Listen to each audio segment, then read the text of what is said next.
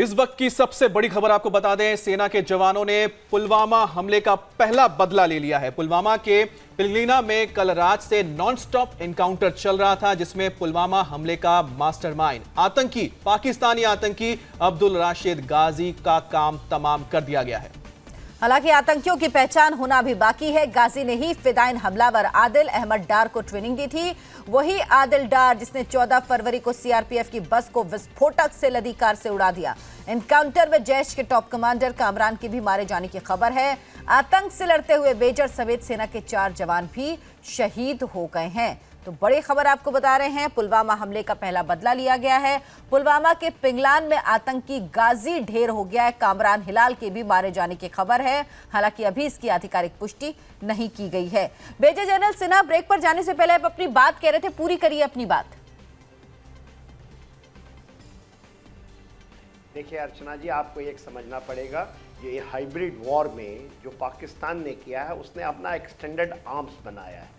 उस extended arms में जो परमानेंसी है वो ओवरग्राउंड वर्कर्स की है। और ये देखिए, ये केवल 4 डिस्ट्रिक्ट बहुत छोटे से हिस्से में इंडिया में हो रहा है। वो है आपका ये 4 डिस्ट्रिक्ट जो साउथ कश्मीर के हैं, जिसमें पुलवामा है, शोपियां है, कुलगाम है, अनंतनाग है। अब इस 4 डिस्ट्रिक्ट में जो ओवरग्राउंड वर्कर जो 10,000 से ज़्यादा हैं, और उसमें रिंग लीडरों की कमी तो कुछ ही है। ये एक्सटेंडेड आर्म्स हैं।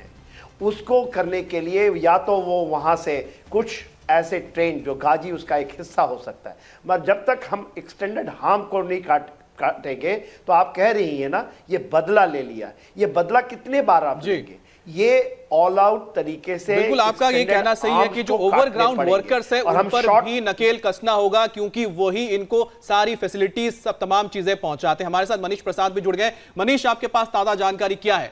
नकेल नहीं देखिए, 2 बड़ी बातें हैं। सबसे पहली खबर ये कि राशिद गाजी जो कि जैश मोहम्मद का बड़ा कमांडर है, और उसके साथ कामरान हिलाल, इन दोनों ने एक साथ ही घुसपैठ कर कश्मीर के, साउथ कश्मीर के इस इलाके को अपना बेस बनाया था। इनको मार गिराया गया है। सिक्योरिटी फोर्सेस के जवान जो कि भारतीय सेना, सीआरपीएफ और जम्मू कश्मीर पुलिस की एसओजी के हैं, औपचारिक तौर पर अब से कुछ देर बाद इसकी घोषणा हो जाएगी, क्योंकि जिस जगह से लगातार फायरिंग हो रही थी, करीबन 15 से 20 मिनट से लेकर अभी तक वहां पर कोई फायरिंग नहीं हुई है। उस एरिया को पूरी तरीके से डिमोलिश कर दिया गया है, डिस्ट्रॉय कर दिया गया है, और साथ में अब एरिया को सैनिटाइज किया जा रहा है। गाजी जो कि आईडी मेकर है, तालिबान में वो लड़ चुका है, और फिर उसके बाद जैश मोहम्मद के सरगना मौलाना मसूद अजहर ने उसे भारत में घुसपैठ करवाकर साउथ कश्मीर में जिम्मेदारी दी थी कि वो लोकल लड़कों को रिक्रूट करे और फिदाइन अटैक करे। लेकिन अब एक आतंक का बड़ा नाम राशिद गाजी को मार गिराया गया है, उसके साथ कामरान हिलाल। बिल्कुल मनीष, बहुत बड़ा काम किया हमारे फोर्सेस ने। कर्नल टीकू, आप ये बताइए कि एक ऐसा आतंकवादी जिसको नेटो तक ढूंढ रही होगी, जिसने नेटो तक को नुकसान पहुंचाया, आज भारतीय सेना ने उसे मार गिराया है। हमारी तो कहना पड़ेगा hats off to our forces, जिन्होंने वो काम कर दिया जो यूएस या नेटो फोर्सेस नहीं कर पाई। देखिए, मैं आपको यही बात बताने वाला था।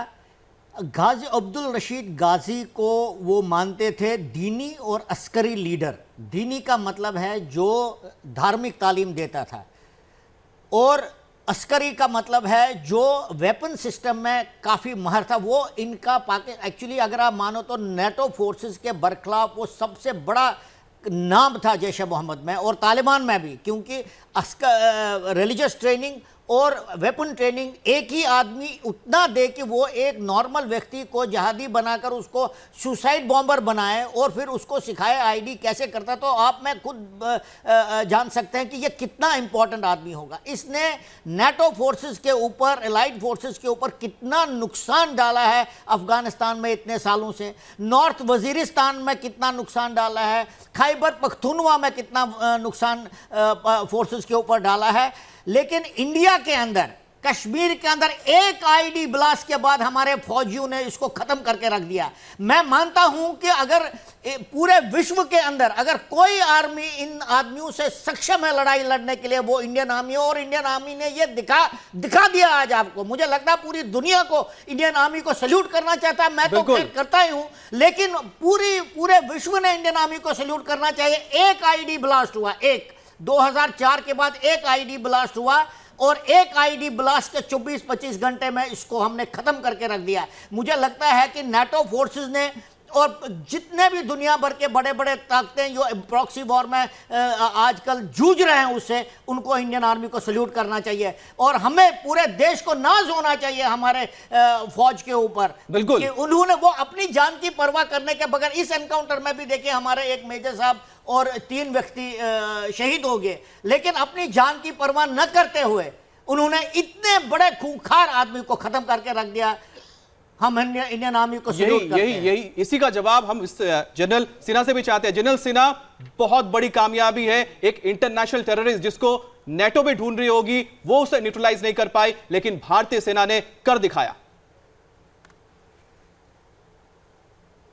देखिए, भारतीय सेना का तो जज्बा, उसकी ट्रेनिंग, उसके प्रोफेशनलिज्म, वो एक बहुत उम्दा है।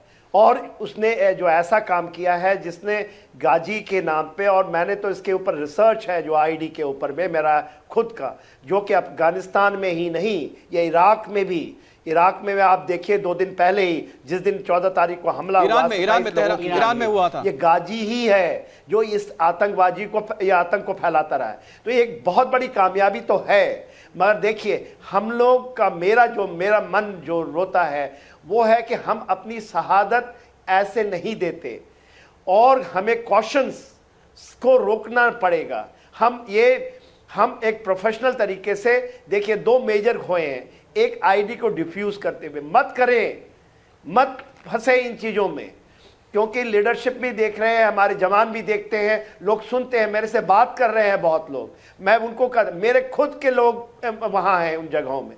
मैं ये कहता हूँ प्रोफेशनल तरीके से मत फंसो इसमें। आपको रिस्ट्रिक्शंस हैं, हाथ, प्रधानमंत्री ने कह दिए कि हाथ खोल दिए हैं, यदि हाथ खुले हैं तो प्लीज़ हम और अच्छे चीज़ देखेंगे। आप देखिएगा इस शौर्य को, मगर शौर्य की गाथा में अपनी बलिदानी को मत दे दें ऐसे, और जिंदा रहें, जिससे कि आप और ज्यादा शौर्य की गाथा स्टैब्लिश कर सके। ऐसे गाजियों को आप पूरे न्यूट्रलाइज कर सकते थे। ये एक मेजर, ये 4 जवान, आप प्लीज अपने को बचाएं। मैं आपके थ्रू यही बोलना चाहता हूं, ये एक बहुत बड़ी कामयाबी है, मगर आपका जीवन बहुत इंपॉर्टेंट है। आप बिना रुके, बिना थके, बिना अपने जहान के हाथ इतना ज्यादा कर सकते। कॉशन में मत आए, यदि कॉशन लगता है तो आप भी इसको रजिस्ट करें और करें जो सही है। मैंने भी किया है, आपके हाथ रोके जाते हैं, मगर आप प्रोफेशनल, मैं आपके माध्यम से ही कहता हूं, हमारे जवानों की, हमारे ऑफिसरों की शहादत इतनी सस्ती नहीं है। बिल्कुल मेजर जनरल सिन्हा, सभी ये चाहते हैं कि, और अब तो प्रधानमंत्री ने भी कह दिया है कि सेना के हाथ खोल दिए गए हैं, वो अपने हिसाब से, अपने तरीके से, अपने समय के हिसाब से कार्रवाई करने के लिए बिल्कुल फ्री हैं। वो अपना बदला ले सकते हैं, अपनी कार्रवाई अपनी तरीके से कर सकते हैं। कर्नल टिक्कू, जिस तरह से भारतीय सेना काम कर रही है और जिस ऑपरेशन को आज अंजाम दिया है, वाकई अंतर्राष्ट्रीय स्तर पर भी क्या अब ये इसको पहचाना जाएगा, कहा जाएगा, या क्या सरकार की तरफ से कोई कदम उठाया जाएगा और पाकिस्तान को कॉर्नर करने के लिए इसका इस्तेमाल किया जाएगा? देखिए, आर्मी अपना काम कर रही है और आर्मी को किसी के तगमे की ज़रूरत नहीं कि यूनाइटेड स्टेट्स क्या बोलेगा और पाकिस्तान, वो अपना काम एक प्रोफेशनल तरीके से कर रही है। लेकिन मैं ये कहना चाहता हूँ कि इंडिया में भी जो हमारा जो बदकिस्मती से क्या हो रहा है, पिछले 30 साल से जब कश्मीर में इंसर्जेंसी चल रही है, तो जब भी इंसर्जेंसी के ऊपर काबू कर दिया गया, जब भी वायलेंस को कम कर दिया गया, हमने ऐसे पॉलिटिशियंस को फिर उभरने दिया जिन्होंने देश के बरखिलाफ काम किया है।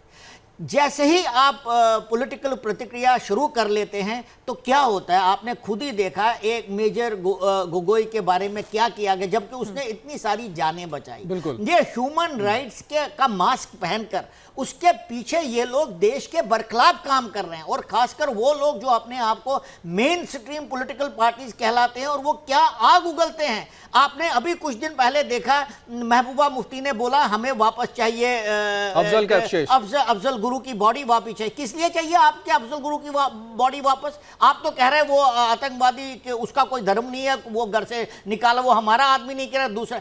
मतलब बात यह है कि आप हुर्रियत की लाइन को आगे बढ़ाना चाहते हैं ताकि आपका वोट बैंक बड़ा हो जाए, और हमारे लोग जो है उसका इस चीज में साथ देते हैं। आपने कई लोगों को देखा होगा, कर फारूक अब्दुल्ला से लेकर महबूबा मुफ्ती से लेकर कई हमारे भी यहां पर जो लोग बैठे हुए हैं, मैं उनको फिफ्थ कॉलमनिस्ट कहता हूं, क्योंकि उन्होंने जिस प्रकार के बयान दिए हैं, अगर वो किसी और देश में यह बयान देते तो वो जेल में चले गए होते। मैं कहता हूं आपने पॉलिटिकल प्रतिक्रिया शुरू करनी है कश्मीर के अंदर, कीजिए, हम उसके बरखलाफ नहीं है, क्योंकि हम एक थ्राइविंग डेमोक्रेसी है, लेकिन आपको देश के हित का ध्यान रखना पड़ेगा, आपके हमारे जवानों की शहादत का ध्यान रखना पड़ेगा। आप ऐसे नहीं कर सकते। देश हित के खिलाफ आप कुछ भी नहीं बोल सकते, और डेमोक्रेसी या फिर आप ह्यूमन एक्टिविटी या ह्यूमन जो राइट्स का हवाला देकर आप देश के विरोध में कुछ नहीं कह सकते, ना कर सकते हैं। पुलवामा में आतंकियों को मार गिराए जाने के बाद देश में जश्न का माहौल है। लखनऊ वाले जश्न मनाते हुए सभी आतंकियों के सफाई किए जाने की मांग कर रहे हैं। आपको रिपोर्ट दिखाते हैं। पुलवामा में आतंकी हमले के बाद भारतीय सेना ने बदला लिया है और पुलवामा में 2 जैश आतंकियों को ढेर कर दिया है। हालांकि 4 जवान हिंदुस्तान के भी आज शहीद हुए हैं, लेकिन अपने आप में समझा सकता है कि कितनी बड़ी कामयाबी है इंडियन फोर्सेस के लिए। हमारे साथ लखनऊ के युवा है, लखनऊ का क्राउड मौजूद है, उनसे बात करते हैं, जानते हैं कि आखिर आज भारतीय सेना ने जिस तरीके से बदला लिया है, कितना महत्व है इस बदले का। आप लोग बताइए, आप लोग सुबह से यहाँ प्रदर्शन कर रहे हैं, भारतीय सेना ने बदला लिया है, मुंहतोड़ जवाब दिया है, आप लोगों का फर्स्ट रिएक्शन क्या है? हमें बहुत ज़्यादा खुशी है कि हमारे जो 42-44 जवान शहीद हुए हैं उनका बदला मिला है, और हम चाहेंगे कि हिंदुस्तान पाकिस्तान को दुनिया के नक्शे से खत्म कर दे। पाकिस्तान पाकिस्तान पहले तो सेना को हम इसके लिए शुभकामनाएं देते हैं और ये कहना चाहते हैं कि हम वो इसी उत्साह से आतंकियों को मारते रहें और पूरी घाटी को आतंकी मुक्त कर दें। आप बताइए मैम, आप लोग यहाँ सुबह सुबह आए हुई हैं, किस तरीके से देखती हैं फर्स्ट रिएक्शन के तौर पे? अभी तो बहुत कम लोग पाकिस्तान के शहीद मारे गए हैं। हम चाहते हैं पूरा पाकिस्तान खत्म कर दिया जाए इस आतंकी हमले की वजह से। जितने आतंकी हैं सबको मार दिया जाए, सबको मार दिया जाए, क्योंकि जो हमारे यहाँ शहीद हुए हैं वो किसी के बेटे हैं, किसी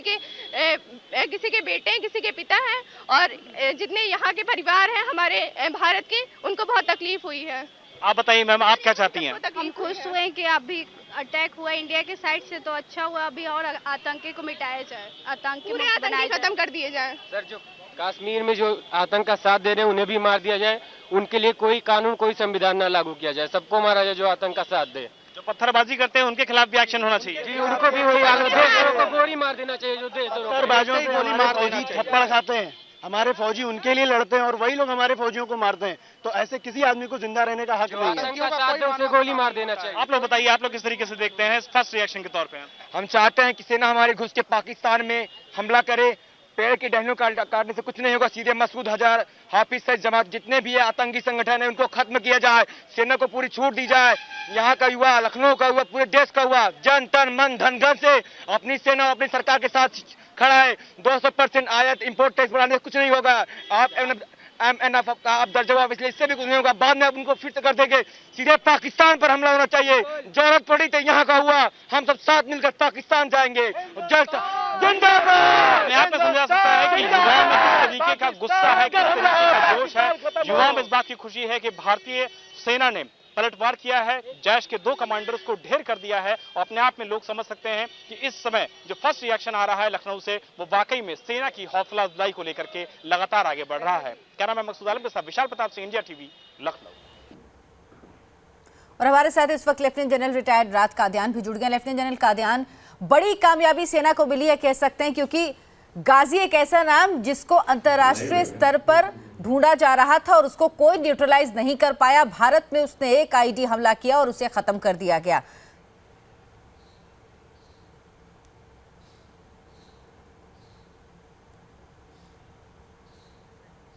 राज कादियान साहब, आपको आवाज आ रही है? हाँ जी, आ रही। सर, गाजी मार गिराया गया है, कितनी बड़ी कामयाबी आप इसको देखते हैं? क्योंकि वो सिर्फ भारत के लिए नहीं बल्कि अंतर्राष्ट्रीय स्तर पर आतंकवादी था जिसको नेटो की सेना भी आज तक न्यूट्रलाइज नहीं कर पाई थी। ये कामरान या काजी रशीद 2 नाम थे, जिसके अगर भारतीय सेना पुलवामा के 4 दिन के अंदर अंदर उसको मारने में कामयाब हुई है तो ये बधाई के पात्र है, बहुत बड़ी कामयाबी है। ये तो एक्सप्लोसिव एक्सपर्ट था जिसको खुद मसूद अजहर ने यहाँ भेजा था, उनके जो 2 भतीजे सिक्योरिटी फोर्स ने एलिमिनेट किए थे, और इसने सिर्फ आदिल डार को ही ट्रेन नहीं किया होगा, कई और बच्चों को भी ट्रेन किया होगा ऐसे काम करने के लिए, लेकिन इसको एलिमिनेट करना ये एक बहुत बड़ी कामयाबी है हमारे इंटेलिजेंस के लिए और हमारे सिक्योरिटी फोर्सेस के लिए। बड़े दुख की बात है कि इस ऑपरेशन में हमारे भी एक ऑफिसर और 3 जवान शहीद हुए हैं जी। हमारी संवेदना है उनके परिवारों की तरफ, उनकी यूनिट्स की तरफ, लेकिन ऐसे ऑपरेशन में मुश्किल क्या आती है क्योंकि ये सिविल एरिया में घुसे होते हैं। पहला फायर आतंकवादी करता है और उसी में पहले जो बस्ट मारता है उसी में कैजुअलिटी ज्यादातर हो जाते हैं, क्योंकि हम नहीं चाहते कि सिविलियन के ऊपर फायर किया जाए जब तक ये यकीन न हो कि वाकई ही वहां आतंकवादी छुपा हुआ है। तो ये कामयाबी तो बड़ी जबरदस्त है और देश का पूरा उत्साह इससे बढ़ेगा। और पर ये काफी नहीं है, हमारी समस्या पाकिस्तान की आर्मी है, पाकिस्तान की रावलपिंडी से जो आर्मी का हेडक्वार्टर है। जब तक हम पाकिस्तान की आर्मी को ये यकीन नहीं दिलाएंगे कि वो ऐसी हरकतों से बच के नहीं निकल सकते, ये वो करवाते रहेंगे। और खासकर आज के दिन जो इलेक्शन का माहौल है, वो चाहते हैं सरकार के लिए कोई ऐसी दुविधा पैदा करें जहां ना एक्शन ले तो भी उनके खिलाफ जाए और एक्शन ले तो भी वो आसान काम नहीं है। तो ऐसे और हमले हो सकते हैं, हमें तैयार रहना पड़ेगा। फिलहाल सिक्योरिटी फोर्स। जनरल कादियान, आपने एक बहुत अहम बात बोली है, जनरल कादियान आपने एक बहुत अहम बात बोली है, उसमें एक मैं इंफॉर्मेशन जोड़ना चाहता हूं कि किस तरह से पाकिस्तान में जैश ए मोहम्मद का जो चीफ है अजहर मसूद, उसका भाई राउफ असगर ने 5 फरवरी को एक जलसा किया जिसमें कश्मीर को लेकर बात की गई और इसमें साफ कहा गया, ऐलान किया गया था कि 2019 में हर एक जगह जाके वो इसी तरह की हरकत करेंगे, जिसका पहला एक तस्वीर हमने देखी थी, भयानक तस्वीर 14 फरवरी को। ऐसे में किस तरह से पाकिस्तान को डिप्लोमेटिकली मात दी जा सकती है इस मामले में, क्योंकि वो इस लड़ाई को शुरू कर चुके हैं। 2019 का जिक्र आप कर रहे हैं, चुनाव भी होने जा रहे हैं ठीक उससे पहले। देखिए 2 बातें हैं इसमें। पहली बात तो ये इमरान खान ने खुद कहा है 2-3 हफ्ते पहले कि जब तक बीजेपी और आरएसएस भारत में सत्ता में रहेंगे, उनको उसने हिंदू पार्टी बोला है और एक हमारे एक समुदाय को एड्रेस करते हुए कहा है कि ये आपके खिलाफ भी काम कर रहे हैं, ये हमारे अंदरूनी मामलों में दखल दी है। तो वो चाहता है कि इलेक्शन के जो रिजल्ट हो उन पर पाकिस्तान का प्रभाव हो, ताकि वो पार्टी लाए जिसको वो समझते हैं कि पाकिस्तान के हक में हो। दूसरी बात, आपने एक्शन की बात की, एक्शन कई फ्रंट पर हो रहा है। इकोनॉमिक फ्रंट पर पहले तो उनका स्टेटस जो 1996 में मोस्ट फेवर्ड नेशन स्टेटस था उसको बंद किया गया। 24 घंटे के बाद उनके जो इंपोर्ट हमारे देश में आते हैं, लेदर है, सीमेंट है, केमिकल्स है, फ्रूट है, उन सब पर 200% कस्टम ड्यूटी लगा दी गई, जिससे उनके व्यापार को असर पड़ेगा। डिप्लोमेटिकली 40 देश हैं जिन्होंने हमारे हक में बोला है। अमेरिका ने तो यहां तक कहा है कि हमें अपने सेल्फ डिफेंस में एक्शन लेने का पूरा हक है। वो मैं समझता हूं बड़ी सपोर्ट है। पेरिस में जो फाइनेंशियल एक्शन टास्क फोर्स की मीटिंग हो रही है, वहां भी भारत पूरी कोशिश कर रहा होगा कि उनको ब्लैक लिस्ट किया जाए। लेकिन जहां तक हर एक्शन में योगदान होता है पाकिस्तान पर दबाव के लिए, जो इमीडिएट एक्शन चाहिए जिसका इम्पैक्ट होगा, जो विजिबल होता है, वो सिर्फ मिलिट्री एक्शन हो सकता है। बाकी तो लंबे अरसे के होते हैं, उनका असर धीरे धीरे होता है।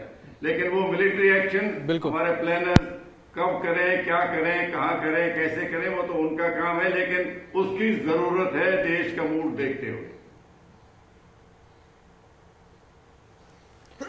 तो बड़ी खबर आपको बता दें कि कश्मीर में पुलवामा का जो मास्टरमाइंड था, जिसकी तस्वीर आप देख रहे हैं स्क्रीन पर बाईं तरफ, देखिए यही है, इसका नाम है अब्दुल रशीद गाजी।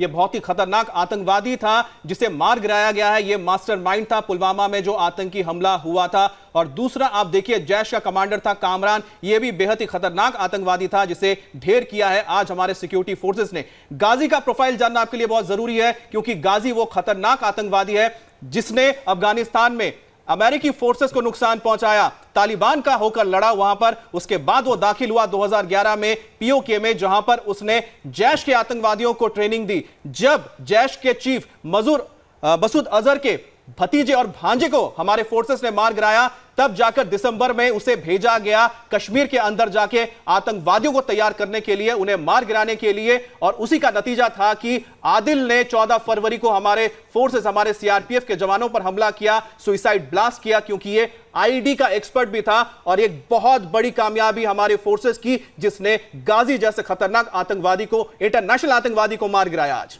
अब्दुल अहमद डार जो सी ग्रेड का आतंकवादी था, उसको इसी ने ट्रेनिंग दी थी, आईडी एक्सपर्ट था, साथ ही इसे दीनी एक्सपर्ट भी कहा जाता था। मतलब ये दीनी यानी ब्रेन वॉश भी करता था, लोगों को मोटिवेट भी करता था धर्म के नाम पर जिहाद फैलाने के लिए। इसने अब्दुल अहमद डार जो सी ग्रेड का आतंकी था, उसको तैयार किया, उसको फिदाइन बनाया और पुलवामा में 14 तारीख के हमले को अंजाम दिया। लेकिन ये गाजी अब मारा गया है। ये मसूद अजहर का सबसे भरोसेमंद साथी इस वक्त था, ये कह सकते हैं। हथियार और विस्फोटक, खासतौर पर आईडी का इसको एक्सपर्ट कहा जाता है। गाजी अफगानिस्तान में आतंकी गतिविधियों को चलाने में लगातार शामिल रहा है। वो जैश के आतंकियों को ट्रेनिंग दिया करता था। 9 दिसंबर को गाजी अपने 2 आतंकियों के साथ कश्मीर में दाखिल हुआ। माना जा रहा था कि कश्मीर के पुलवामा में ही वो रह रहा था, उसने यहीं पर अपनी पैठ बनाई थी और नए आतंकियों को भर्ती भी कर रहा था। कर्नल टिक्कू, गाजी का मारा जाना एक बड़ी कामयाबी है, लेकिन अभी रास्ता बहुत लंबा है। अभी और लोग हैं जो छिपे हुए हैं, और जो पाकिस्तान में छिपे हुए हैं उनको ढूंढना, उनको खत्म करना भी अभी बाकी है।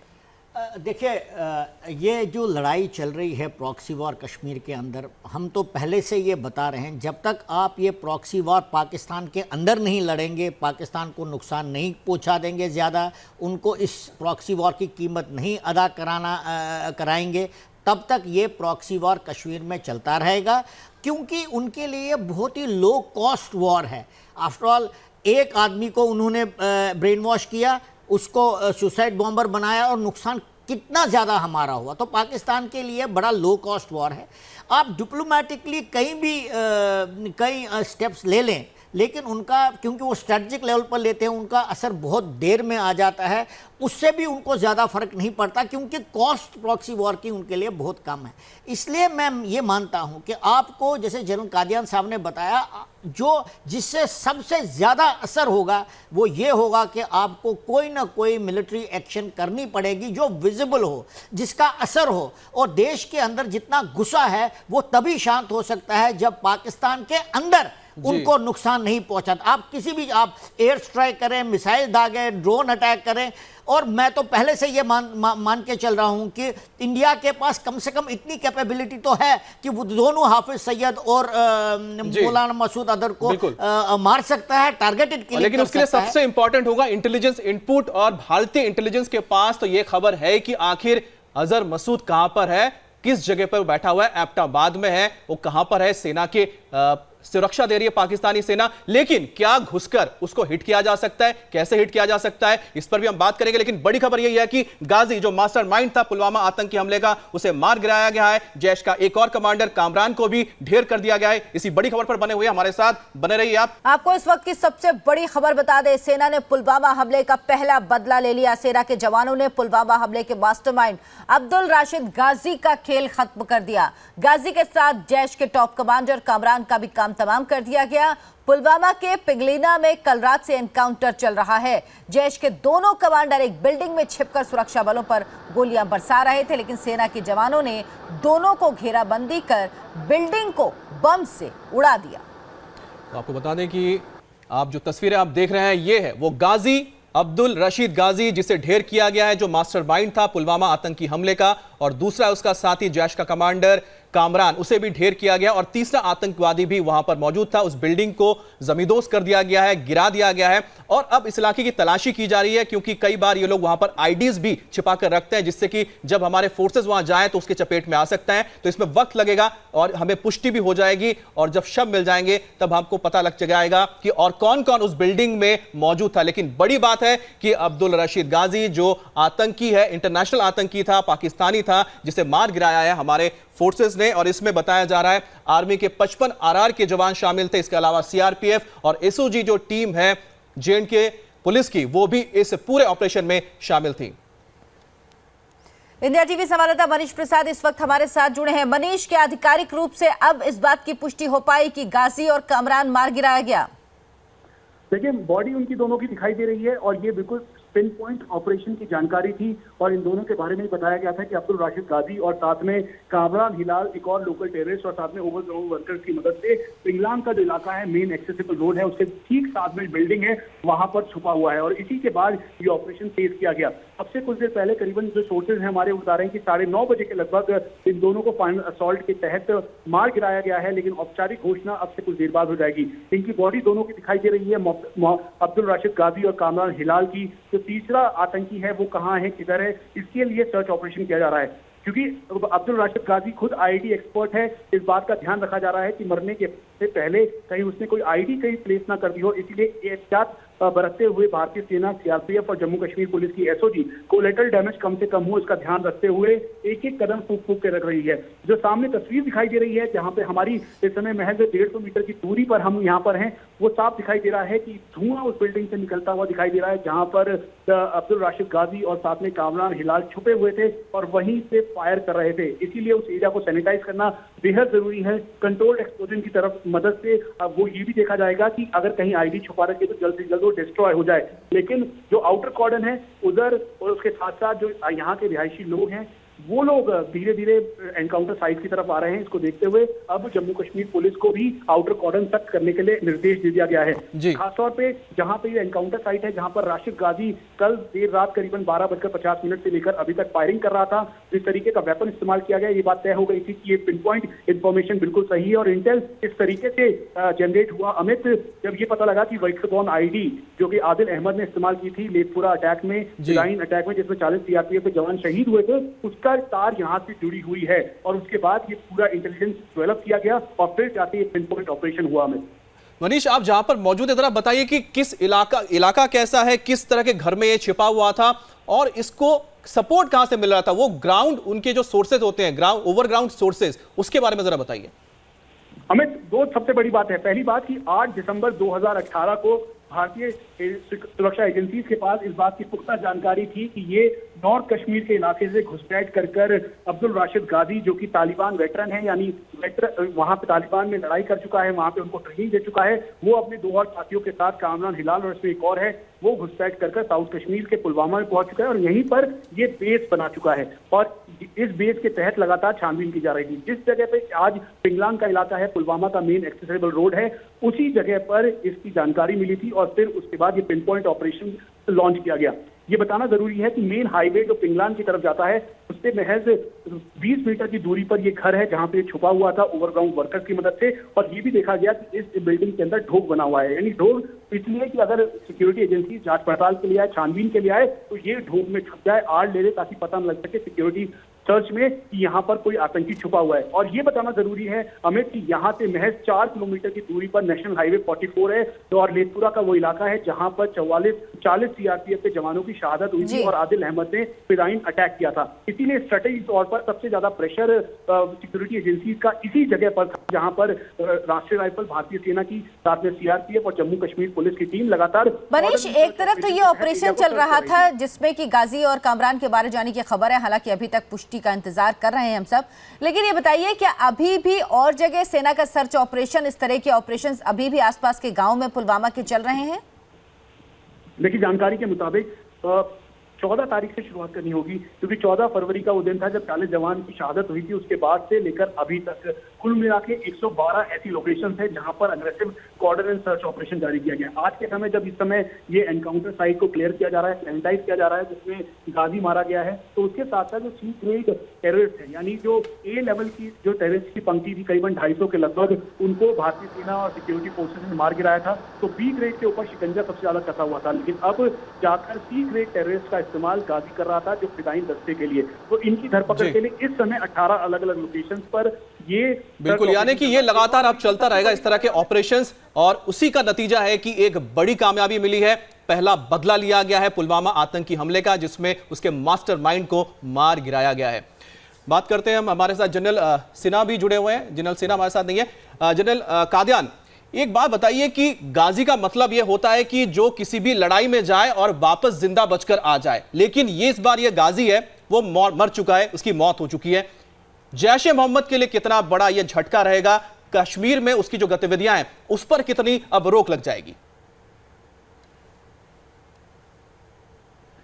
देखिए, गाजी एक स्पेशलिस्ट था टेररिज्म में, जिसको इम्प्रोवाइज एक्सप्लोसिव डिवाइसेस बनाने की पूरी महारत थी, जिसको ये तजुर्बा एक अफगानिस्तान में मिला था और इसी वजह से उसको मसूद अजहर ने खुद, उसका ट्रस्टेड आदमी था, उसको यहां भेजा था।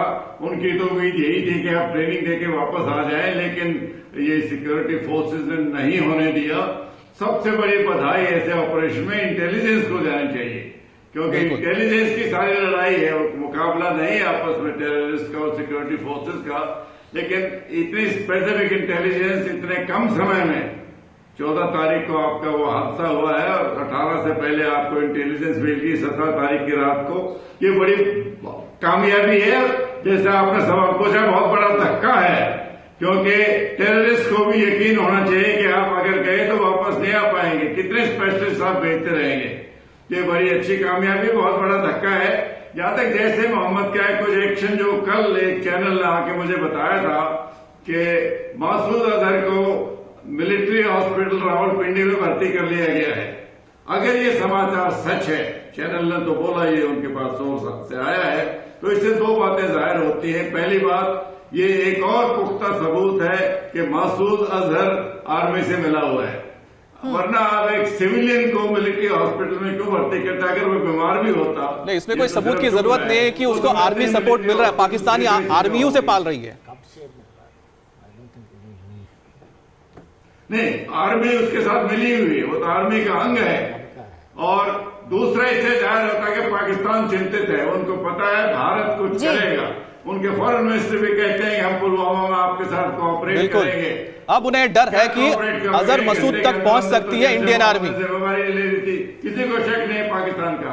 जी इंडियन आर्मी, अभी देखिए जो ऑपरेशन जिसको मारा है काजी को, इससे एक और बड़ी जो कामयाबी है वो ये कि देश में जितना आक्रोश था, जितना मनोबल में थोड़ा सा असर पड़ा था, वो लोग शांत हो जाएंगे और सरकार बगैर किसी दबाव को अपना मिलिट्री एक्शन जो भी करना वो करेगी। लेकिन बड़े एक्शन का इंतजार, बिल्कुल कादियान साहब, बड़े एक्शन का इंतजार पूरा देश कर रहा है, क्योंकि इससे संतुष्ट होने वाले नहीं हैं लोग, जिस तरह से हमारे जवानों की शहादत हो रही है।